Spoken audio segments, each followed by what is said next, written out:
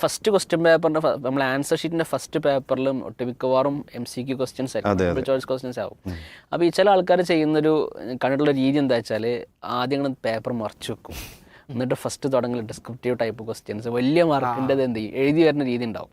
എന്നിട്ട് പിന്നെ അവസാനം എന്താ ചോദിച്ചാൽ പിന്നെ ഒന്നാമത്തെ ക്വസ്റ്റ്യൻ, പിന്നെ ഇടയിലെത്തുമ്പോഴായിരിക്കും എന്ത് ഒന്നാമത്തെ ക്വസ്റ്റ്യൻ അവിടെ എഴുതും, പിന്നെ ഒരു 10 കഴിഞ്ഞ ശേഷം പിന്നെ രണ്ടാമത്തെ ക്വസ്റ്റ്യൻ എഴുതും.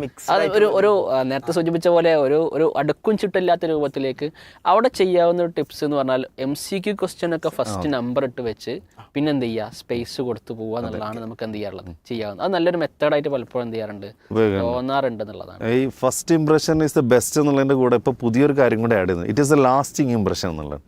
അതാണ് ആ ഫസ്റ്റ് ഇംപ്രഷൻ എന്താണോ അത് ബെസ്റ്റ് മാത്രമല്ല, അത് ലാസ്റ്റിംഗ് ആണ്. ഇപ്പോൾ നമ്മളെ ഒരാൾ വിലയിരുത്തുന്ന നമ്മളെ അടുത്തുള്ള ഫസ്റ്റ്, നമ്മളെക്കുറിച്ച് പിന്നെ ഒരുപാട് കാലം കഴിഞ്ഞാലും എന്താണോ എൻ്റെ അടുത്ത് നിന്ന് ആദ്യമായിട്ട് നിങ്ങൾക്ക് ഫീൽ ചെയ്തത് അതാണ് നിങ്ങളുടെ മനസ്സിലാണുള്ളത്. അപ്പോൾ പേപ്പറിലും പ്രത്യേകിച്ച് നമ്മൾ എന്താ ചെയ്യേണ്ടത്, ഏറ്റവും നന്നായിട്ട് നമുക്ക് പെർഫോം ചെയ്യാൻ പറ്റുന്ന ക്വസ്റ്റ്യൻസ് ആണ്. അത് നിങ്ങൾ പറഞ്ഞ പോലെ തന്നെ MCQ ക്വസ്റ്റ്യൻസ് ആണ്, അഥവാ ഫസ്റ്റിൽ വരുന്ന ആ ഒരു പാട്ടാണ്. ഒന്നാമത്തെ മെയിൻ ക്വസ്റ്റ്യൻസ് ഏതാണ്, അത് സിമ്പിളായിരിക്കും വളരെ. പൊതുവെ 1-2 ചോദ്യങ്ങളൊക്കെ അതിൽ വലിയൊരു പ്രയാസമൊക്കെ ഉണ്ടാവുള്ളൂ. അപ്പോൾ സ്വാഭാവികമായിട്ടും അത് തന്നെ അറ്റൻഡ് ചെയ്യാൻ സാധിക്കുമെങ്കിൽ അതാണ് ചെയ്തു തുടങ്ങേണ്ടത്.